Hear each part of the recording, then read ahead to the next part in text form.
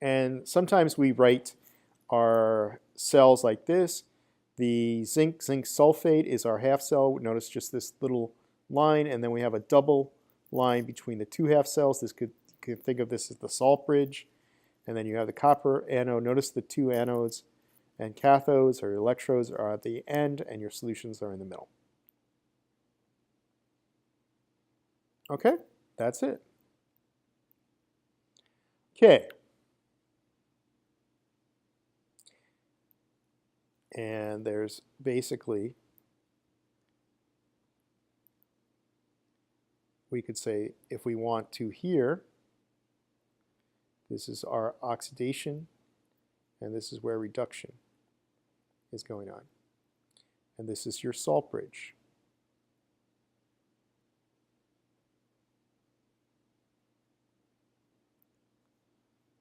Okay? And this would be your anode. This would be your cathode. So anode oxidation goes first, cathode reduction second, and your salt bridge links the two.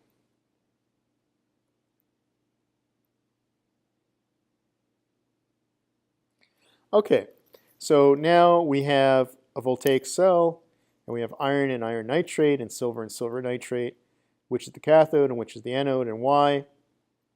Okay, you're going to need your activity series to do that. So I'm not going to have you do that and play posit, but if you had your activity series, you would look to see which one of those two is above the other. And then the one that's above will want to be oxidized. So this is basically iron will want to be, should be higher than silver. Let's see if that's right. Yes, because it wants to be oxidized. The iron is higher on the activity series.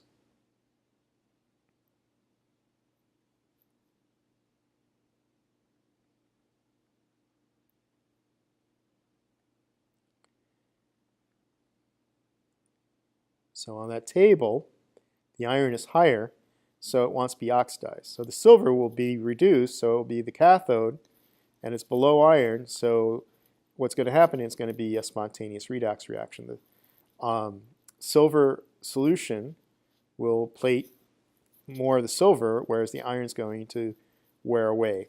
Okay? Well, that's a good question. So let's see. Okay, so dry cells, like batteries, lead storage batteries in cars, and fuel cells.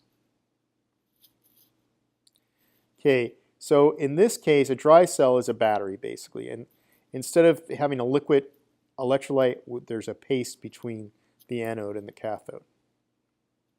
So here's our graphite rod, which is our cathode. And there's a paste of magnesium oxide, zinc chloride, ammonium chloride, and water, and graphite powder. And then the anode is the outside, is a zinc anode, and that's basically, then we have these two things that touch those. We have the positive and negative caps. So take a look at that. You might want to take a screenshot of this. That explains what a battery is. Okay, so what's happening? Zinc is going to be above, so that's going to be the oxidation. And below, we've got a couple things going on. Okay, graphite is just used to get the electrons going. It's really what's in this paste.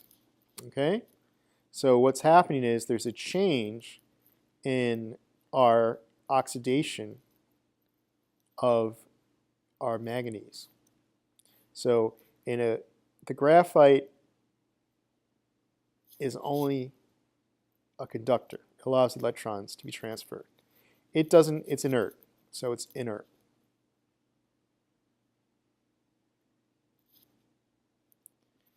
Okay, the problem with this is, okay, so manganese oxide, this is going to be -2, so this is +4.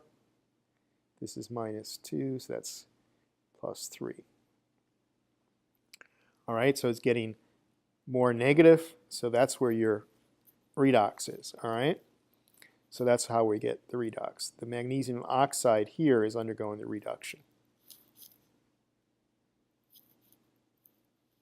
Now, an alkaline battery improves the original one because we changed the chemistry. All right, so we still have magnesium oxide in there in KOH. We still are using the carbon rod. We're still using zinc, okay? But the electrolyte is a basic KOH paste, okay? So there's no buildup of ammonia gas. It doesn't corrode as quickly, so the battery lasts longer. Here's a battery for a car. If you look inside of it, you'll see a lot of these little, basically little cells. We call each one, it's a grid. And it has lead-4 oxide. And then we have spongy lead anode here. And you've got sulfuric acid. So your electrolyte is sulfuric acid. You've got lead being oxidized, pure lead, and then lead-4 being reduced. Okay, and you can recharge it because it's both of them are lead, so you're kind of like recharging it. Sometimes in the olden days you could just add more acid, and sometimes that would work.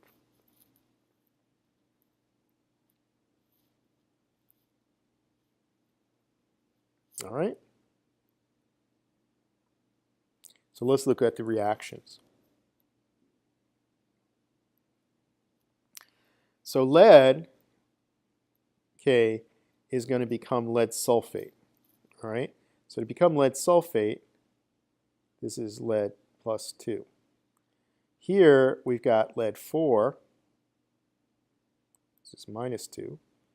And it becomes lead-2.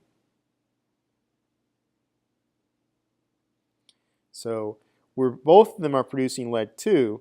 This is an oxidation, while this is a reduction. Okay? So that's the reaction that's going on. So your reduction is the lead-4 going to lead-2, and your oxidation is lead-0 going to lead-2 plus. And it's basically spontaneous because the way it's working out is you're adding lead and lead oxide to this acid, and you're producing water and lead sulfate.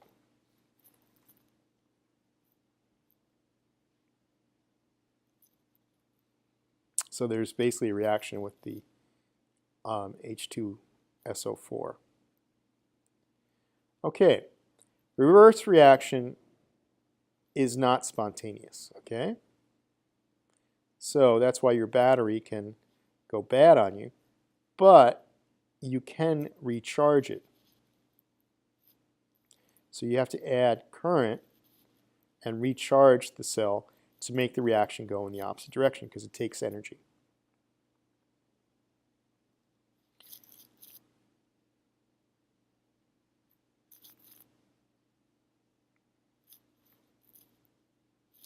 So it takes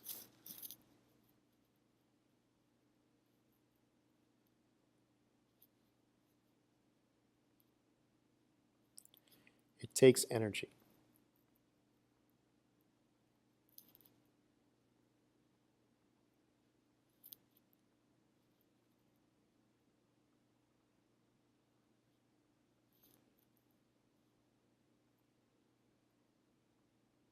All right.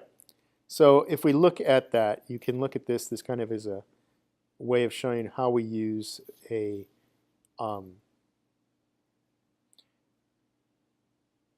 lead storage battery. Okay, the Voltaic cell, which produces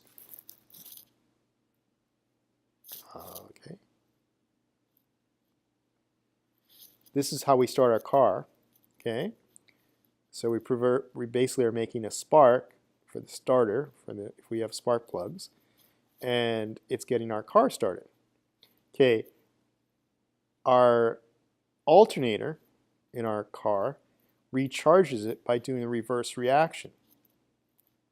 So that's why our car battery can last a long time, because it's being redone. So we have a voltaic cell produces energy.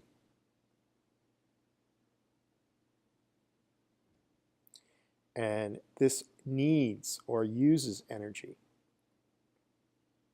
Okay? But it's a reversible reaction if energy is added. Now, fuel cells is where a fuel undergoes oxidation from which electrical energy is continuously obtained.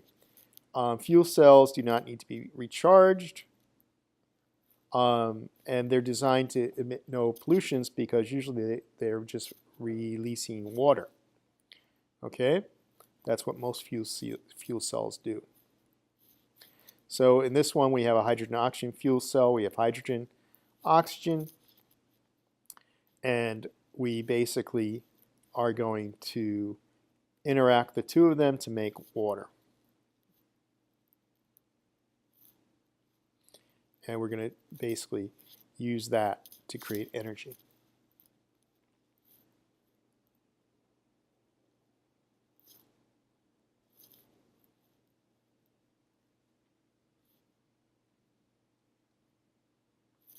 Okay, so oxygen comes from the air, hydrogen is the fuel, it's the anode. These are your two reactions. Hydrogen forms hydrogen ion, oxygen forms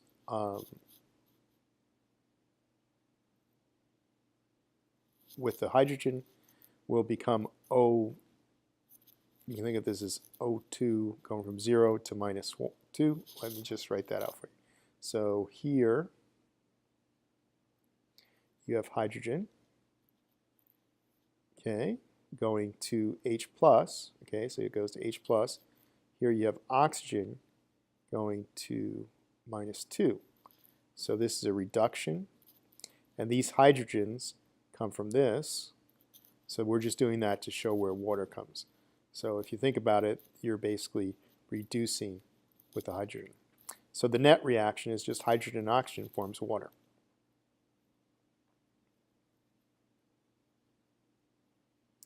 Okay, which of the following are portable sources of electrical energy consisting of a group of voltaic cells conducted together? Okay.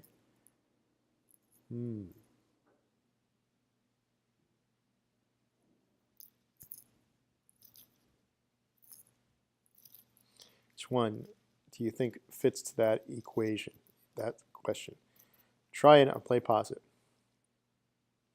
Batteries, yes, batteries. That's what we saw inside the battery, had all those grids. Okay, here's a summary. Some definitions.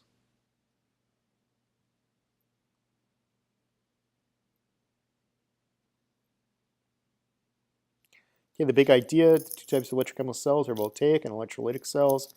Voltaic cells, electric current is produced by a spontaneous redox reaction. Voltaic cells are used in batteries and fuel cells. And that's it.